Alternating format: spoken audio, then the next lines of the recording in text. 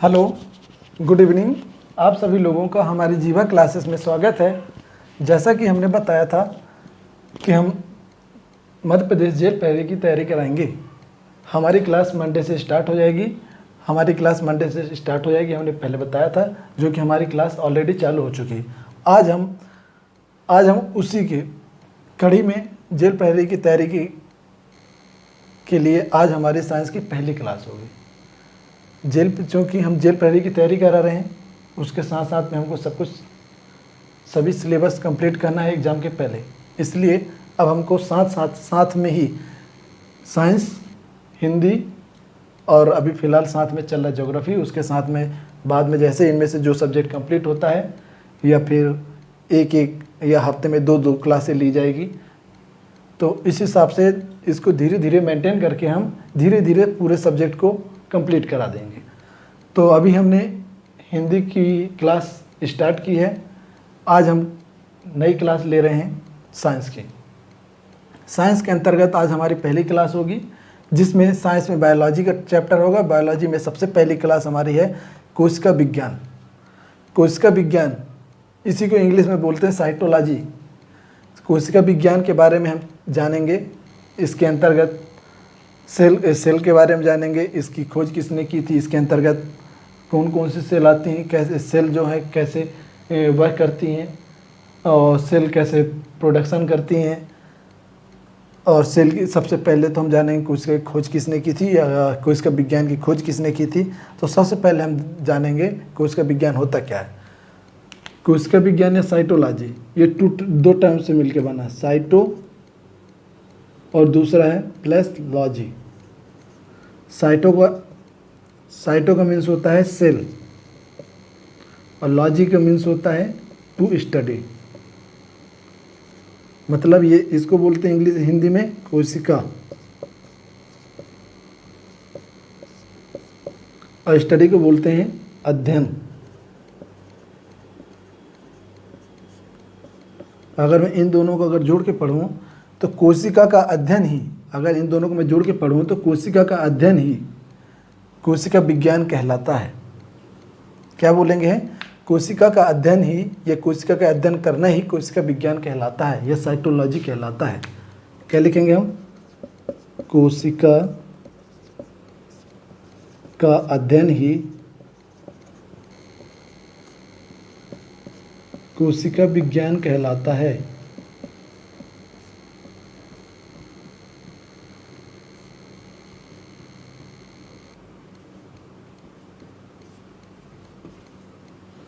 ठीक है, कोशिका का अध्ययन ही कोशिका विज्ञान कहलाता है। अब हम इसके अंतर्गत पढ़ेंगे कोशिका क्या होती है, कोशिका कौन कौन से तत्वों से मिलकर बनी होती है, कोशिका के क्या क्या काम होते हैं, कोशिका की खोज सबसे पहले किसने की थी, और कैसे हमारे शरीर में सबसे पहले कोशिका का निर्माण हुआ है। ठीक है, इन सब के बारे में हम चर्चा करेंगे। तो सबसे पहले हम इसको रफ कर रहे हैं। हम लिखेंगे अब कोशिका विज्ञान के जनक या फादर ऑफ साइटोलॉजी। कोशिका विज्ञान के जनक, कोशिका विज्ञान के जनक, इंग्लिश में बोलते हैं फादर ऑफ साइटोलॉजी। उनका नाम है रॉबर्ट हुक।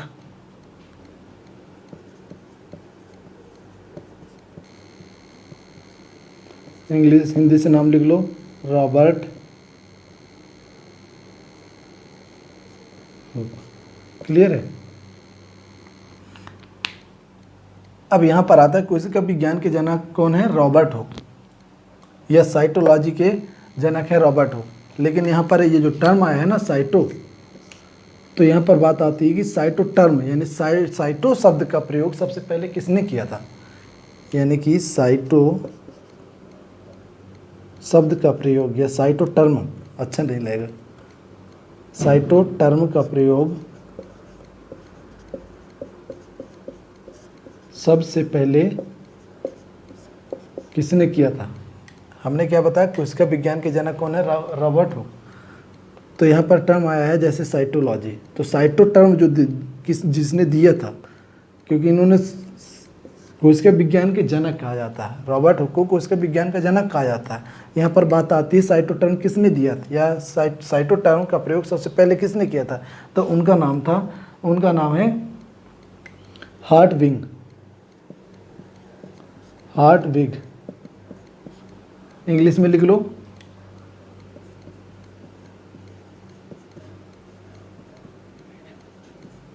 हार्टविग। ठीक है, इसको मैं रफ कर दूं। मैंने बताया साइटोलॉजी से जुड़ा हुआ एक और टर्म आता है साइटोजेनेटिक्स।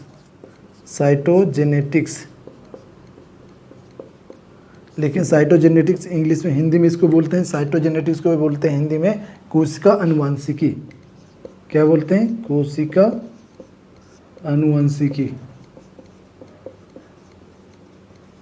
चूँकि ये हमारा टॉपिक नहीं है, हमारा साइटोलॉजी के बारे में अध्ययन करना है, इसलिए हम अभी साइटोलॉजी के बारे में अध्ययन करेंगे। अभी हम साइटोजेनेटिक्स के बारे में हम चर्चा नहीं करेंगे। लेकिन कोशिका अनुवांशिकी होती है कि कैसे सेल जो है कैसे रिप्रोडक्शन करती है, सेल जो है कैसे एक पीढ़ी से दूसरी पीढ़ी में ट्रांसफ़र होती है। तो इन सब के बारे में, एक जनरेशन से दूसरे जनरेशन में कैसे ट्रांसफ़र होती है, इसके बारे में साइटोजेनेटिक्स के अंतर्गत हम पढ़ते हैं। लेकिन अभी हम पढ़ेंगे साइटोलॉजी के बारे में। क्लियर है? अब बात आती है फादर ऑफ जेनेटिक्स।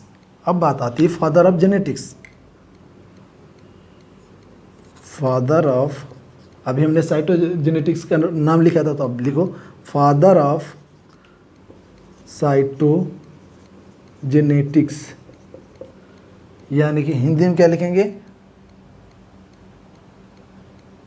कोशिका अनुवांशिकी के पिता किन्हें कहा जाता है ना, या जनक किन्हें कहा जाता है? कोशिका अनुवांशिकी के जनक कौन है? H.J. मूलर। क्या लिखोगे? H.J. मूलर। हिंदी में लिख लो H.J.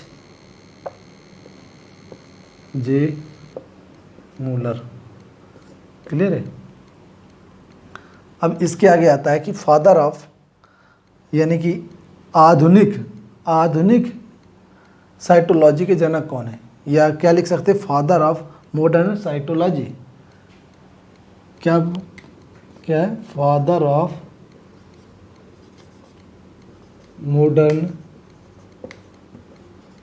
साइटोलॉजी। हिंदी में इसको क्या बोलेंगे? आधुनिक कोशिका विज्ञान के जनक। आधुनिक कोशिका विज्ञान के जनक।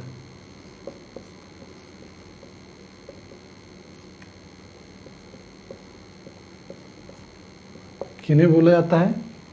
स्वानसन। इनका नाम है स्वानसन। हिंदी में लिख दूं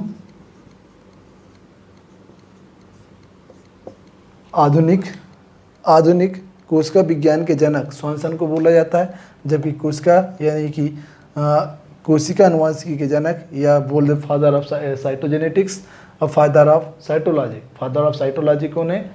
Robert Hooke. Father of cytogenetics H.J. Müller. और हमने क्या बताया? Father of modern cytology स्वानसन। इसके बाद आता है कि फादर ऑफ इंडियन साइटोलॉजी, यानी कि भारतीय कोशिका विज्ञान के जनक। एग्जाम में आता है, इंपॉर्टेंट है, भारतीय कोशिका विज्ञान के जनक। कोशिका विज्ञान के जनक किन्हें कहा जाता है? या फिर इसको क्या लिखेंगे? Father of Indian cytology. English में लिखने वाले father of Indian cytology. Father of Indian cytology, तो इनका नाम है AK शर्मा, इंग्लिश में लिख लेना AK शर्मा। ठीक है, ये तो था सामान्य सा परिचय, कोशिका विज्ञान से हम संबंधित जो भी इम्पोर्टेंट ये 1 लाइन फैक्ट थे उनके बारे में हमने बताया। अभी इसके बारे में पढ़ेंगे, कोशिका यानी सेल, सेल के बारे में हम पढ़ेंगे। क्लियर है, इसको रफ कर रहा हूँ मैं।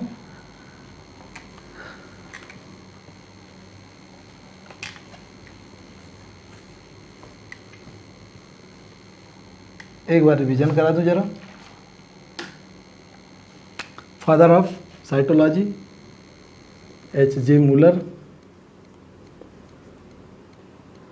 Father of cytogenetics, sorry cytology के हमने गलत लिख दिया, Robert Hooke, Robert Hooke. Cytogenetics, cytogenetics के हैं H.J. मूलर। और दूसरा हमने क्या बताया था,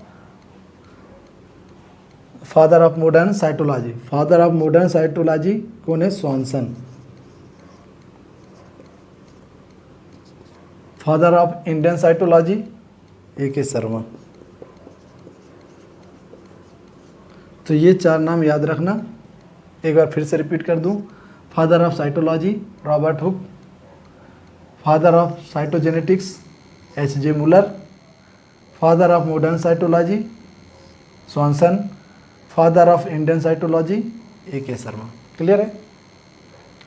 अब हेडिंग में लिखो सेल, इसी को बोलते हैं कोशिका।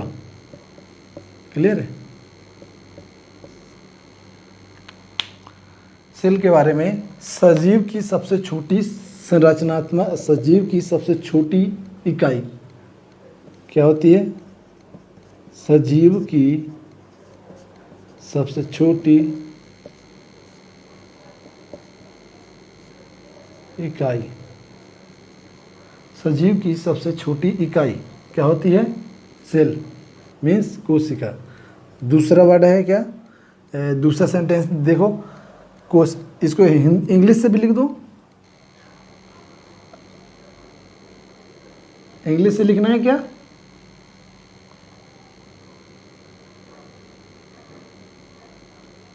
इसको लिख सकते हो smallest unit of, smallest unit of living, तो क्या हो जाएगी, सेल। हिंदी में लिखोगे इसका, कोशिका शरीर की संरचनात्मक और क्रियात्मक इकाई है। क्या, कोशिका शरीर की संरचनात्मक, कोशिका शरीर की संरचनात्मक और क्रियात्मक इकाई है। अगर इसको इंग्लिश में लिखना चाहो तो लिखोगे सेल स्ट्रक्चर, सेल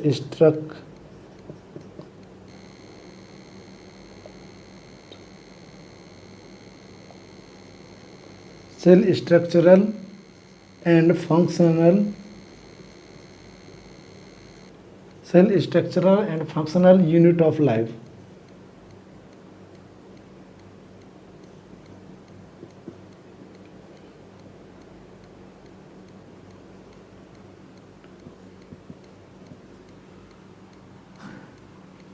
ठीक है। अब ये दोनों जो वर्ड हैं, ये दोनों जो सेंटेंस हैं, इन दोनों सेंटेंस के बारे में किसने बोला था, रॉबर्ट हुक ने।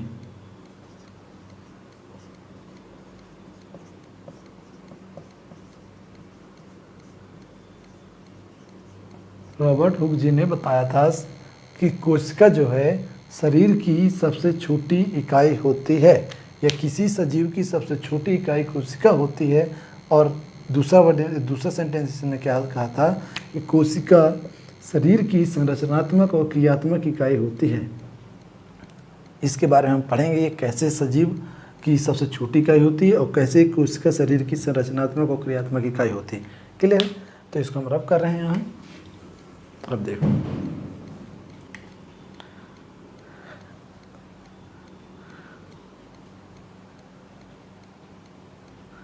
जब शरीर कई तत्वों से मिलकर बना होता है, शरीर कई ऑर्गन्स से मिलकर बना होता है। जब शरीर में सबसे पहले कोई सजीव बनना स्टार्ट होता है, जब शरीर में सबसे पहले कोई या बॉडी के अंदर जब कोई सजीव बनना स्टार्ट होता है तो उसे हम सेल नाम देते हैं। क्या नाम देते हैं? सेल। जब बॉडी के अंदर कोई सजीव बनना शुरू होता है तो उसे हम क्या नाम देते हैं? सेल। और इसी सेल को हम क्या बोलते हैं? जाइगोट। इसी सेल को हम क्या बोलते हैं? जाइगोट। जब ये सेल आपस में क्या होता है? विभाजित होने लगता है। जब ये सेल आपस में विभाजित होता है, जब सेल आपस में विभाजित होता है तो इसे हम क्या बोलते हैं?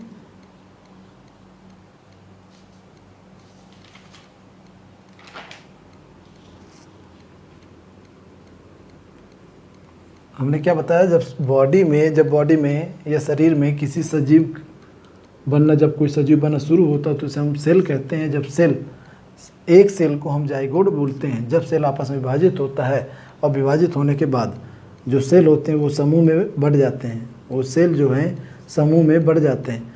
तो ऐसे समूह को हम क्या बोलते हैं? ऊतक यानी टिश्यू। ऐसे सेल को इनको हम जब ये विभाजित होकर के आपस में बन जाते हैं, मतलब एक टाइप के सेल या एक टाइप के जो सेल होते हैं एक साथ और अलग टाइप के सेल अलग साथ होते हैं। मतलब जैसे ये जो हो गए, ये सेल था, सेल विभाजित हुआ 1 2 3 4, ऐसे बहुत से पार्टों में विभाजित है। 1 2 3 4, 1 2 3 4। अब ये वाला सेल और ये वाला सेल और ये वाला सेल आपस में एक जैसे हो गए, और ये वाला सेल, ठीक है। और दूसरा देखो, ये वाला सेल और ये वाला सेल और ये वाला सेल और ये वाला सेल यहाँ और ये वाला सेल इधर, ठीक है। जब ये सेल आपस में बन गए तो इनको हम क्या नाम दिए? टिश्यू। इनको क्या नाम दिए? टिश्यू यानी ऊतक। और जब यही टिश्यू अलग अलग टिश्यू जब आपस में मिल जाते हैं, जब आपस में मिलकर के एक टिश्यू बनाते हैं तो उसको क्या बोलते हैं? Tissue system. तब इनको क्या बोलते हैं? आपस में जब ये और ये मिलते हैं तब इनको हम क्या बोलते हैं? Tissue system.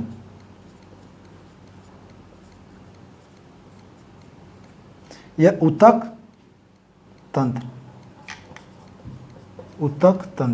इसी को क्या बोलते हैं? ऊतक तंत्र, ठीक है। जब यही टिश्यू सिस्टम मिलते हैं, आपस में मिलते हैं, जब टिश्यू सिस्टम मिलते हैं आपस में, ये क्या हुआ है? विभाजित हो गए। तो हमने क्या बताया? सेल था, सेल को हम क्या बोलते हैं? जाइगोट बोलते हैं। या जब सेल विभाजित हुई तो उसको हम क्या बोलते हैं? टिश्यू बोलते हैं। जब यही टिश्यू आपस में मिले तो टिश्यू सिस्टम हुआ। जब ये टिश्यू सिस्टम आपस में मिलते हैं तो किसका? ऑर्गन्स का निर्माण करते हैं। इसको मैं रफ कर रहा हूँ ना, टिश्यू सिस्टम। और यही टिश्यू सिस्टम क्या? ऑर्गन्स का निर्माण करते हैं। ऑर्गन्स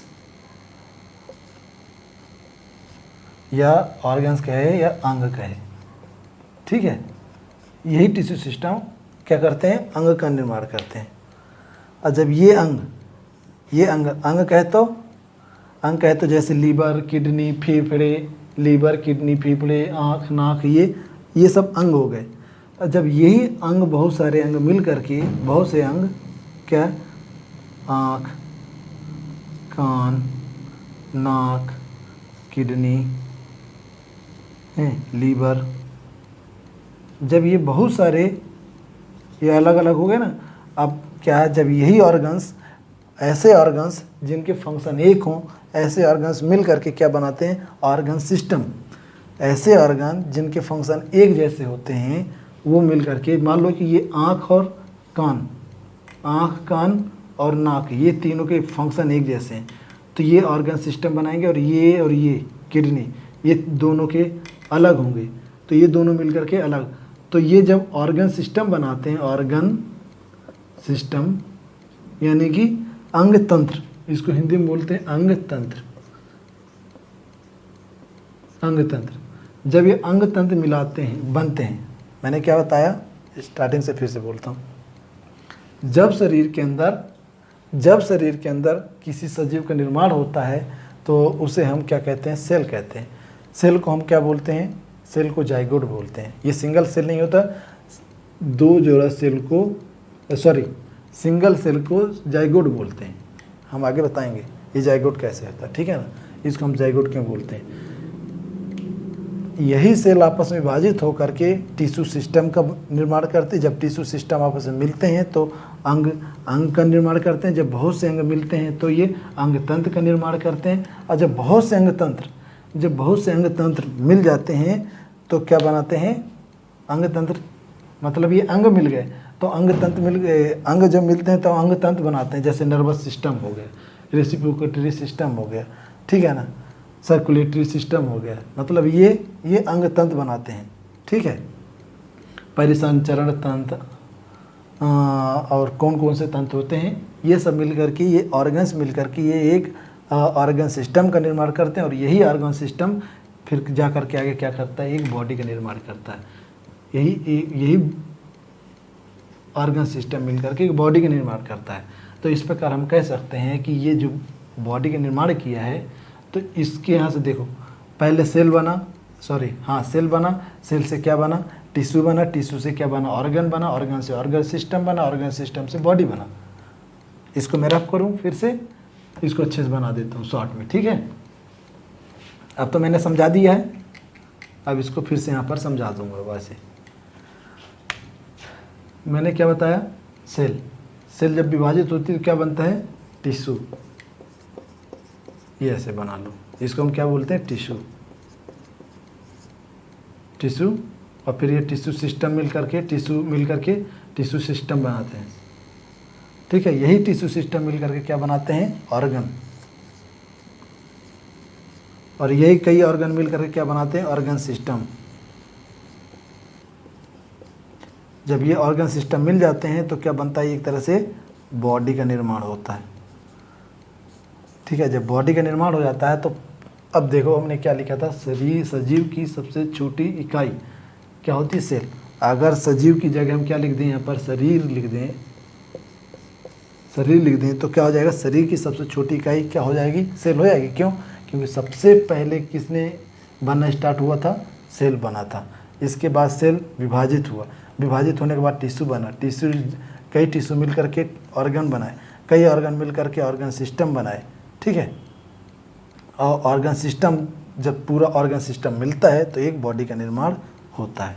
ऑर्गन सिस्टम बताया ना, ऑर्गन सिस्टम बताया कैसे, अंग तंत्र जिसे बोलते हैं, नर्वस सिस्टम, सर्कुलेटरी सिस्टम, बहुत से सिस्टम जो होते हैं, ये सब सिस्टम मिल करके एक शरीर का निर्माण करते हैं। और उन शरीर की सबसे छोटी इकाई क्या होती है, सेल होती है, ठीक है। अब देखो, जैसे नर्वस सिस्टम या ब्रेन का सिस्टम है, या सर्कुलेटरी सिस्टम है, या किडनी हो गई, या जो कुछ भी, तो इसमें क्या बोला, कोशिका शरीर की संरचनात्मक और क्रियात्मक इकाई है।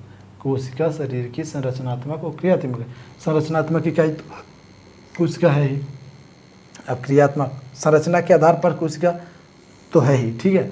अब क्या बोला है, क्रियात्मक, यानी क्रिया के आधार पर, या फंक्शनल, स्ट्रक्चरल तो बता दिया, अब फंक्शनल कैसे है।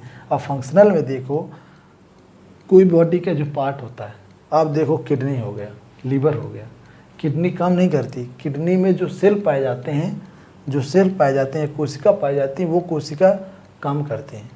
लीवर हो गया, लीवर यानी फेफड़े जो होता है, फेफड़ा काम नहीं करता, फेफड़े की जो सेल्स होती हैं वो काम करती हैं। अब देखोगे जैसे RBC, जैसे बोल दोगे ब्लड जो होता है, ब्लड नहीं काम करता है, ब्लड ऑक्सीजन ले जाने का काम नहीं करता। ब्लड के अंदर जो सेल्स पाई जाती हैं, वो सेल्स जो हैं वो ऑक्सीजन ले जाने का काम करती हैं। इसी कारण से हम बोल सकते हैं, इसी कारण से इन्होंने बोला था, इन्होंने मतलब रॉबर्ट हुक जी ने बोला था, ये रॉबर्ट हुक ने कहा था, कोशिका शरीर की संरचनात्मक और क्रियात्मक इकाई है, ये बात बोला था। और इन्होंने क्या बोला, कोशिका जो है सजीव की या शरीर की सबसे छोटी इकाई है। क्लियर है यहाँ तक? जहाँ तक मैं मानता हूँ क्लियर होगा। अगर क्लियर नहीं हुआ तो इसको एक बार दो बार आगे पीछे करके देख सकते हैं। क्लियर है? चलो इसको रख कर रहा हूँ मैं।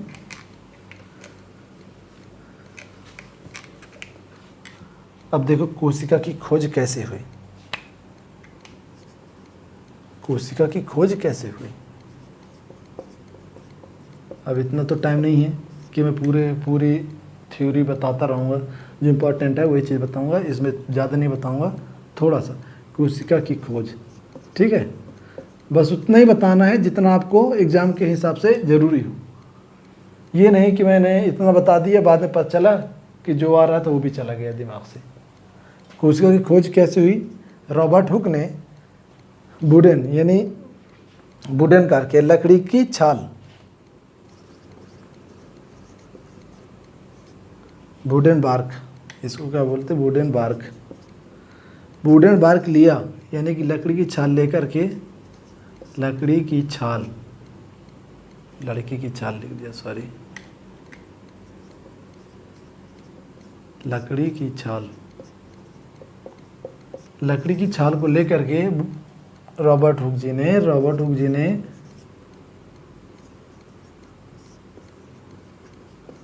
उन्हें प्रैक्टिकल किया और पाया कि एक बेंजामिन शेप में एक स्ट्रक्चर बना हुआ था।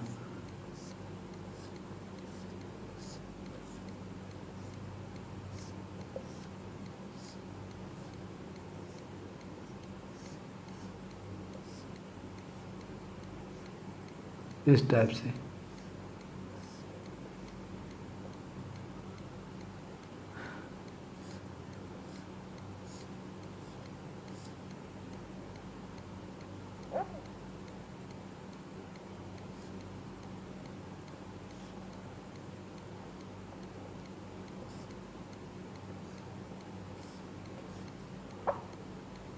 मतलब इस टाइप से स्ट्रक्चर बना हुआ था और ये ऐसे था बीच में। इन सभी में ऐसा एक स्ट्रक्चर पाया। उन्होंने अपने कांच ग्लास को तोड़ ताड़ के पीस करके एक जो इक्विपमेंट बनाया था, अपना दूरबीन बनाया हुआ था उस टाइम पे। उस टाइम पे इतनी तो टेक्नोलॉजी विकसित नहीं थी कि वो टेलीस्कोप से देख सके, किसी से देख सके, टेक्नोलॉजी का प्रयोग करके ये बता सके। ठीक है ना? तो उस टाइम पे इतना विकसित नहीं था, तो उन्होंने कांच को ग्लास को पीस करके अपना एक दूरबीन बनाया, टेलीस्कोप बनाया था, जिसमें उन्होंने देखा कि इस टाइप का वो शेप दिख रहा था। लकड़ी के छाल के टुकड़े में इस टाइप का शेप दिख रहा था, जिसे इसको ये जो गोले गोले दिख रहा है, इसको बोला था उन्होंने रोम। उन्होंने इसका नाम रोम दिया था। उन्होंने देखा कि इसके अगल बगल में बहुत सारे ऐसे छोटे छोटे पार्टिकल घूम रहे हैं सभी में। तो उन्होंने आगे चलकर इसका नाम क्या दिया? उन्होंने इसका नाम दे दिया था सेल। इसका नाम सेल दिया था। और जब इन्होंने इसकी खोज की थी तो ये जीवित कोशिका नहीं थी, मृत कोशिका थी। ये मृत कोशिका, ये डेड सेल थी, इसको बोलते हैं डेड सेल, इसी को बोलते हैं मृत कोशिका। क्लियर है? मतलब रॉबर्ट हुक जो ने जब कोशिका की खोज की थी तो उन्होंने लकड़ी की छाल लेकर के उन्होंने प्रैक्टिकल किया, इस टाइप का उनको स्ट्रक्चर दिखा। और उस स्ट्रक्चर में ये सबसे पहले ये जो दिखा था उसको उन्होंने रूम बताया था। उसके अगल बगल उन्होंने बताया कि रूम के अगल बगल बहुत सारे छोटे छोटे पार्टिकल मूव कर रहे हैं। उनको उन्होंने क्या नाम दिया? सेल, जो क्या थी? एक डेड सेल थी। इसके बाद आते हैं दूसरे, आते हैं anti von Leeuwenhoek.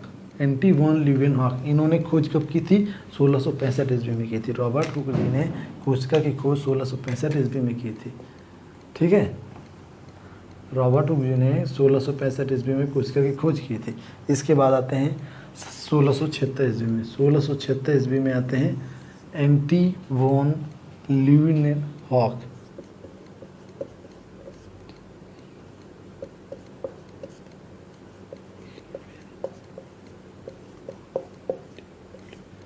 Anti von Leeuwenhoek ये आते हैं और इन्होंने माइक्रोब्स सूक्ष्म जीव बोला। उन्होंने अपने जो प्रैक्टिकल किया था उन्होंने सेल नाम दिया था। जो पार्टिकल छोटे छोटे प्रैक्टिकल जो उन्होंने लकड़ी का टुकड़ा लेकर के जो उन्होंने प्रैक्टिकल किया था, यानी कि उन्होंने कौन, रॉबर्ट हुक जी ने, तो उन्होंने क्या नाम दिया था, सेल नाम दिया था। जबकि एंटी वॉन लीवेनहॉक ने 1676 ईस्वी में आए और इन्होंने जो प्रैक्टिकल किया और प्रैक्टिकल करने के बाद जो पार्टिकल पाए उन्हें क्या नाम दिया, सूक्ष्म जीव दिया, सूक्ष्म जीव, सूक्ष्म जीव दिया।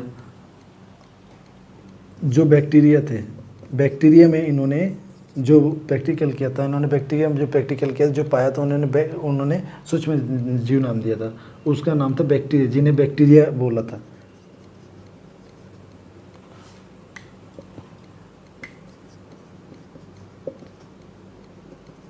बैक्टीरिया जीवाणु, इन्होंने जीवाणु नाम दिया था, ठीक है। और ये जो जीवाणु हैं ये क्या थे, जीवित थे,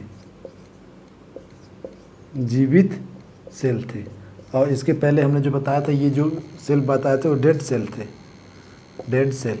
तो एग्जाम में पूछता है कि डेड सेल की खोज किसने की थी, तो आप क्या नाम बताओगे, रॉबर्ट हुक जी ने। अब अगर पूछता है कि जीवित कोशिका की खोज किसने की थी, तो आप नाम बताओगे क्या, एंटी वॉन लीवेनहॉक जी ने, ठीक है। अब देखो, एंटी वॉन लीवेनहॉक जी ने बहुत से ऐसे काम किए थे, बहुत से अच्छे अच्छे काम किए थे। इन्होंने किया था शुक्राणु की खोज, यानी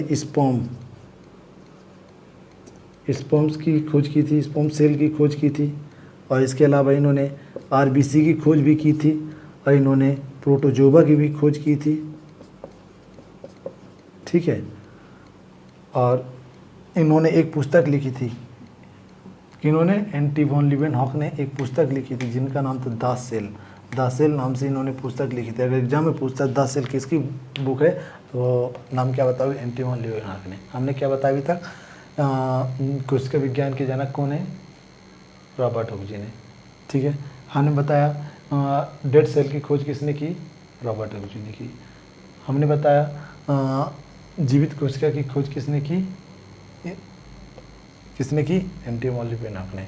एग्जाम में पूछता है कि द सेल नामक बुक किसकी रचना है, तो क्या बताओगे, एंटी वॉन लीवेनहॉक को, ठीक है। इसके बाद हम पढ़ते हैं अब कुछ इंपॉर्टेंट 1 लाइन फैक्ट कुछ कर लेते हैं, इसके बाद हम आगे चलेंगे। संसार की सबसे छोटी कोशिका, एग्जाम में आता है संसार की सबसे छोटी कोशिका, संसार की सबसे छोटी कोशिका, संसार की सबसे छोटी कोशिका सब कोई नाम जानता है, बैक्टीरिया, सब कोई नाम जानता है, बैक्टीरिया या जीवाणु। और कौन सी बैक्टीरिया में कौन सी बैक्टीरिया है, तो उसका नाम क्या है, माइकोप्लाज्मा, जिसको बोलते हैं माइकोप्लाज्मा गिलिसेप्टिकमा, ठीक है, माइकोप्लाज्मा।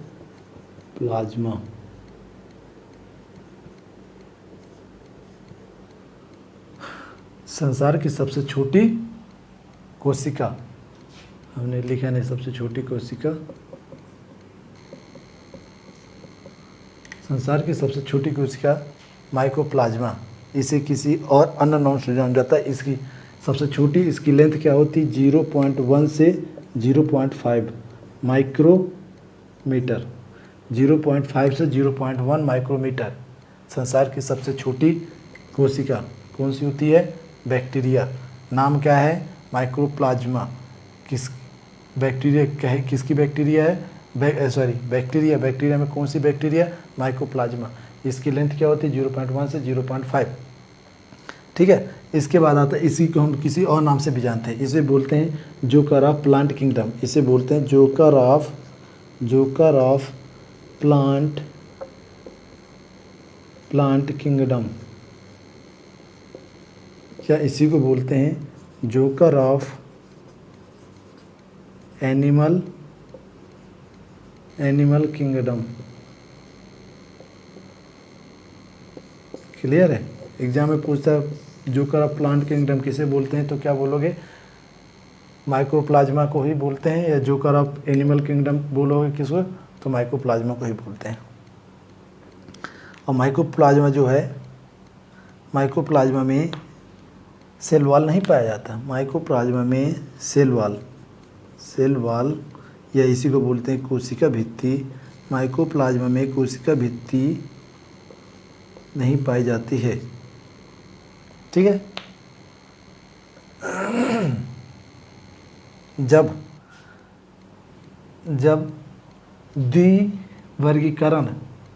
द्विवर्गीकरण आया था, जब टू किंगडम या टू किंगडम क्लासिफिकेशन आया था, जब जीवों का द्विवर्गीकरण किया गया था, तो उसमें बैक्टीरिया को प्लांट किंगडम के अंतर्गत रखा गया था।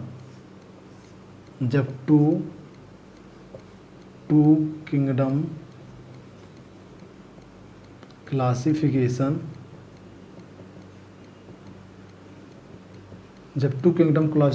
आया था, तो बैक्टीरिया को किसके अंदर, प्लांट किंगडम के अंतर्गत रखा गया था। प्लांट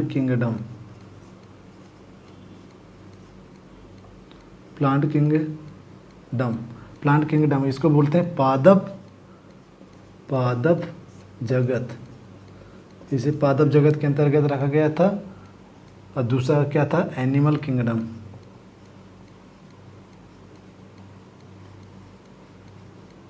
यानी जंतु जगत। जब टू किंगडम क्लासिफिकेशन आया तो बैक्टीरिया को कहाँ रखा गया, प्लांट किंगडम में। लेकिन बाद में इसको एनिमल किंगडम में रख दिया गया। इसका नाम क्या कर दिया, मोनेरा नाम से इसको एनिमल किंगडम में रख दिया गया था। चूँकि बैक्टीरिया को बाद में एनिमल किंगडम में रखा गया था, तो उसका नाम मोनेरा रख दिया गया। ठीक है। जब बैक्टीरिया को प्लांट किंगडम में रखा गया था तो उसको बैक्टीरिया दिया गया था, लेकिन इसको बाद में जब एनिमल किंगडम में रखा गया तो उसका नाम क्या दे दिया गया, मोनेरा। अब माइक्रोप्लाज्मा में सेल वॉल उपस्थित नहीं होती, ये तो हमने बता दिया। हमने बताया सबसे संसार की सबसे छोटी बैक्टीरिया कौन सी, माइक्रोप्लाज्मा। हमने बताया था माइक्रोप्लाज्मा में सेल वॉल नहीं होती है, यह सेल वॉल प्रेजेंट नहीं होते, यह सेल भित्ति नहीं पाई जाती है। लेकिन अगर एग्जाम पे आ जाए संसार की सबसे छोटी कोशिका जिसमें सेल वॉल पाया जाता है, क्लियर है। इसको मैं रफ कर रहा हूँ जरा। अभी तो हमने बताया था सेल वॉल, इसमें संसार की सबसे छोटी कोशिका बैक्टीरिया, जिसका नाम बताया था माइकोप्लाज्मा, जो क्या होती है, सेल वॉल प्रेजेंट नहीं होता है इसमें। सेल वॉल, इसमें लिख लो आगे, सेल वॉल प्रेजेंट नहीं होता है। ठीक है। अब नेक्स्ट क्वेश्चन है, संसार की सबसे छोटी कोशिका, संसार की सबसे छोटी कोशिका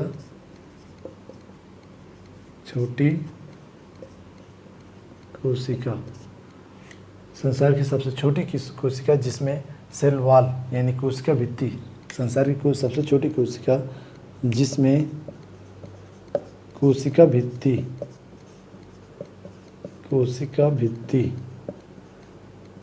इसी को बोलते हैं सेल वॉल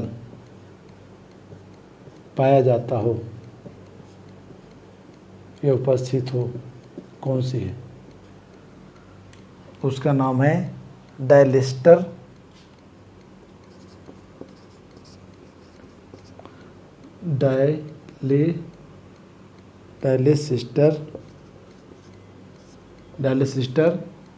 न्यूमिनोसिस्टर।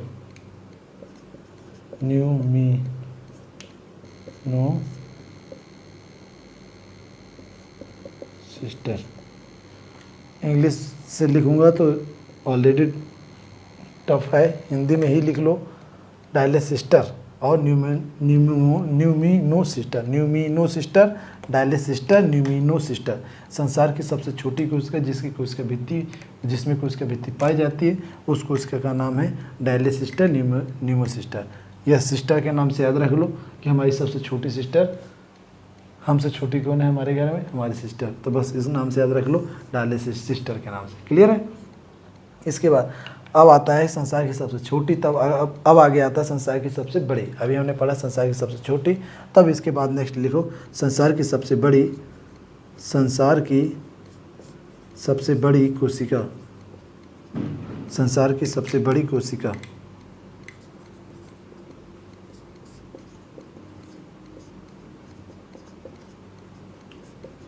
संसार की सबसे बड़ी कोशिका कहे की होती है शुतुरमुर्ग का अंडा। क्या लिखोगे? शुतुरमुर्ग का अंडा।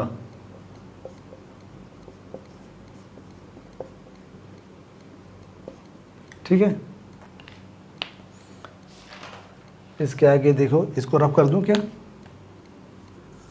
अब आता है मनुष्य के शरीर की सबसे लंबी कोशिका, मनुष्य के शरीर की सबसे लंबी कोशिका। अभी हमने पढ़ लिया सबसे बड़ी कोशिका, अब आता है मनुष्य के शरीर की, मनुष्य के शरीर की सबसे लंबी कोशिका। इंग्लिश में लिखना है क्या? संसार की सबसे छोटी कोशिका, हिंदी से ही लिख लो तो ज़्यादा अच्छा है। बस इतना तो, संसार की सबसे छोटी कोशिका तो क्या लिखोगे? Smallest, smallest cell in the world, smallest cell in the world. इसमें संसार की सबसे बड़ी कोशिका longest cell in the world, शुतुरमुर्ग। मनुष्य के शरीर की सबसे लंबी कोशिका तो longest cell of the human body. मनुष्य के शरीर की सबसे लंबी कोशिका, उसका नाम क्या है? तंत्रिका तंत्र। ब्रेन की होती है, ब्रेन में पाई जाती है, मानव शरीर के ब्रेन में पाई जाती है, जिसे बोलते हैं न्यूरॉन। इंग्लिश में बोलते हैं न्यूरॉन, हिंदी में बोलते हैं तंत्रिका, तंत्रिका, तंत्रिका तंत्र। क्लियर है? मनुष्य की सबसे छोटी कोशिका, अभी हमने पढ़ा मनुष्य के शरीर की सबसे लंबी कोशिका, तो अब पढ़ोगे सबसे छोटी कोशिका। सबसे छोटी कोशिका कौन होती है? मनुष्य के शरीर की सबसे छोटी कोशिका, शरीर की सबसे छोटी कोशिका वो होती ब्लड की, ब्लड की होती आरबीसी। सबसे बड़ी कोशिका, मनुष्य के शरीर की सबसे बड़ी कोशिका न्यूरॉन, तंत्रिका तंत्र, RBC, ribo nucleic, red blood cells, red blood cells. इसको रब कर रहा हूँ।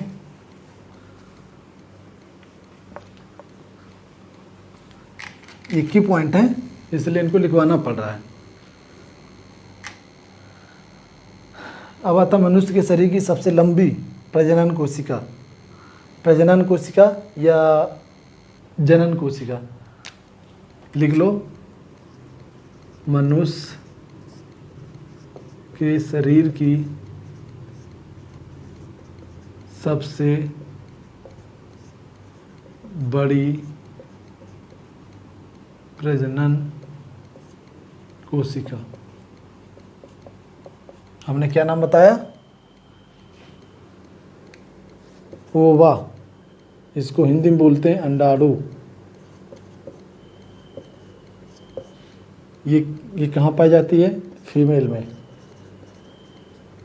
फीमेल के बॉडी में पाई जाती है। ठीक है,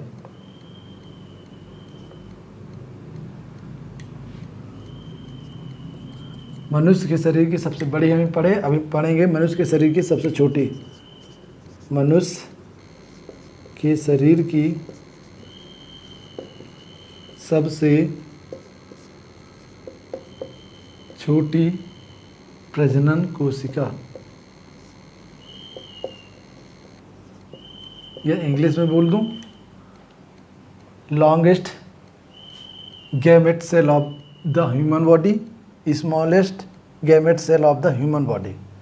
तो मनुष्य के शरीर की सबसे छोटी प्रजनन कोशिका, जिसे बोलते स्पर्म,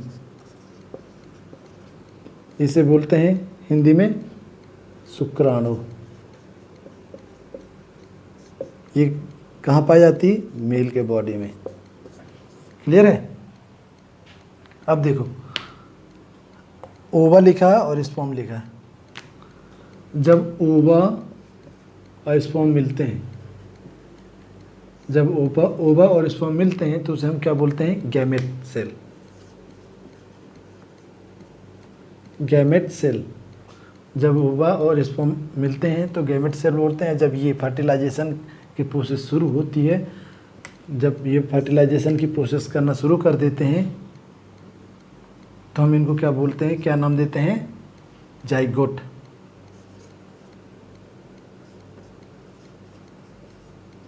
हमने नाम बताया था ना, जाइगोट। जब किसी सबसे छोटे सजीव का निर्माण होना शुरू होता है तो उसे हम क्या बोलते हैं, सेल। हमने सेल बताया था, सेल को हम क्या बोलते हैं, जाइगोट, स्टार्टिंग में बताया था। तो जब फर्टिलाइजेशन की क्रिया करते हैं तो उसके बाद हम जो सेल होती है उन्हें हम क्या बोलते हैं, जो सेल बनते हैं उन्हें हम क्या बोलते हैं, जाइगोट। यही चीज़ बताना, ओवा और स्पर्म जब मिलते हैं तो उन दोनों को हम क्या बोलते हैं, गैमेट सेल। जब ये फर्टिलाइजेशन की प्रोसेस शुरू हो जाती है तो उसे हम क्या बोलते हैं, जाइगोट। ठीक है। और जाइगोट से आगे ही टिश्यू ऑर्गन्स और organ system, and organ system के बाद बॉडी बनते हैं। क्लियर है?